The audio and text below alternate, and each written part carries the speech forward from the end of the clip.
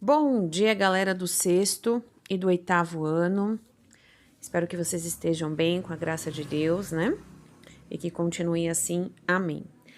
Galera, na aula passada nós falamos aí sobre a Reforma Protestante, sobre a pessoa de Martinho Lutero, e ficou aí bem explícito aí a grande diferença entre o catolicismo e o protestantismo, né? E que vai ficar mais evidente agora, quando nós vamos adentrar aí a questão da Igreja Católica e a prática do catolicismo, né? Então vamos lá. O catolicismo, ele iniciou-se na Roma, como a gente já sabe, né? Só que até então, o grande representante da divulgação e da propagação desse evangelho, um dos discípulos de Jesus, foi Paulo de Tarso, e ele que foi o grande responsável aí por fazer essa propagação. No entanto, esse período de propagação de fé em fé, de boca a boca, demorou-se um tempo, porque não se tinha hoje os recursos de audiovisual, nem midiático que nós temos hoje, né? Era o boca a boca mesmo. Então, levou-se aí mais de 200 anos para a evangelização do cristianismo.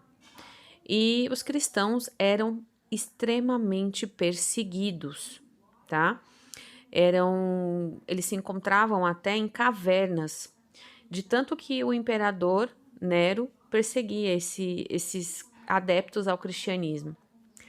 E os que ele conseguia capturar, ele levava até uma arena, onde parecia um campo de futebol, colocava as pessoas ali e soltavam os leões, e os leões devoravam as pessoas. Era um show de horror mesmo, mas acreditem, pessoas lotavam as arenas para assistir aquilo. O ser humano realmente tem tendência ao mal, né? Infelizmente. Mas aí, por muito tempo foi assim. Por volta aí do ano de 313, o imperador Constantino, ele se converteu ao cristianismo e assinou-se aí um termo, uma lei na época que o cristianismo seria mais uma religião aí. E a partir de lá, essa perseguição diminuiu. E até que o cristianismo se tornou aí, até hoje, uma das religiões que tem mais adeptos do mundo, né? Então, vamos falar hoje, nós falamos a semana passada do protestantismo, que originou-se aí através da pessoa de Martinho Lutero, o cara que era monge católico e que para ele, naquele momento, as verdades que ele ouvia e que não deixavam ele completo. A interpretação dele da Bíblia foi outra. E ele foi errado? Não, ele simplesmente foi buscar algo que ele não encontrava onde ele estava. E isso, Deus nos dá liberdade para isso, né? Para que possamos escolher, fazer as nossas escolhas e buscar as nossas verdades.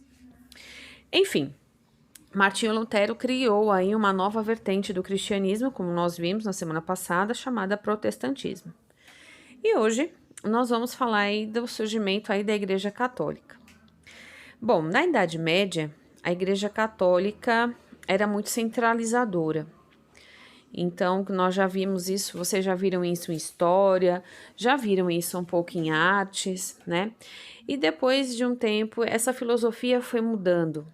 As pessoas foram ganhando novos ares, principalmente porque a igreja na época cobrava imposto e isso era muito mal visto, não só pelas pessoas que tinham que pagar esse imposto, mas principalmente o clero. O clero da Igreja Católica nesse tempo era dividido no secular e no regular. O secular era justamente esses padres, esses monges que ficavam aí recolhendo esses tributos. E o regular era aqueles monges que se excluíam dessa parte, que não gostavam de fazer isso, né? Então, daí a gente percebe que não era uma prática de todos, tá? como a gente não pode julgar nenhuma religião por práticas indevidas de alguns adeptos, tá? Então, que fique claro isso aqui. Bom, e o catolicismo, ele foi ganhando espaço até hoje ser uma das religiões, acho que é a primeira religião, acho não, é a primeira religião aqui do nosso país, no Brasil, tá? E aí o catolicismo, ele é representado por três figuras, né? O Papa é a figura central, os bispos e os padres, que são as autoridades religiosas dessa religião, né? Temos aí também os sacramentos vivenciados pelos adeptos do catolicismo. Vamos iniciar explicando aí os 7 sacramentos, tá? O primeiro é o batismo, que desde pequenino, um bebezinho, né, se faz esse procedimento, mas aqui ele não tem ainda a função de remissão dos pecados, e sim de iniciação à vida cristã. Aí agora nós vamos falar sobre a primeira comunhão, que também é um dos passos da iniciação da vida cristã. E a crisma, que é a confirmação do seu batismo, ou seja, eu cresci e agora eu decidi seguir essa religião. Então, ponto, ali a crisma é a confirmação do seu batismo. E temos mais 2 que está dentro aí do tema cura, que é a penitência e a confissão, né, dos pecados, que os católicos têm essa prática de se confessar com o líder religioso, o padre, e a unção dos enfermos, que pelo que eu pesquisei, não são todos os católicos que possuem esse dom de imposição de mãos, de fazer a reza e a pessoa ser curada, né, enfim.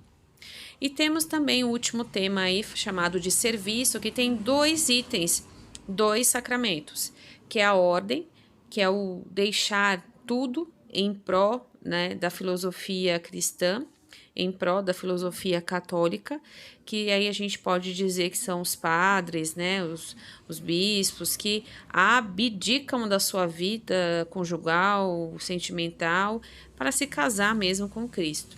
E por último, o matrimônio, né, que não é só desculpa aí, gente, cortou aqui. É que não é só o casamento entre o homem e mulher, mas representa também nessa união o casamento entre homem e mulher e Deus, selando essa aliança entre os dois. Então, esses 7 sacramentos aí são os pilares da vivência do católico, do catolicismo, ok? Vou deixar agora registrado o que eu vou querer hoje na aula de religião. Leiam com atenção, ok?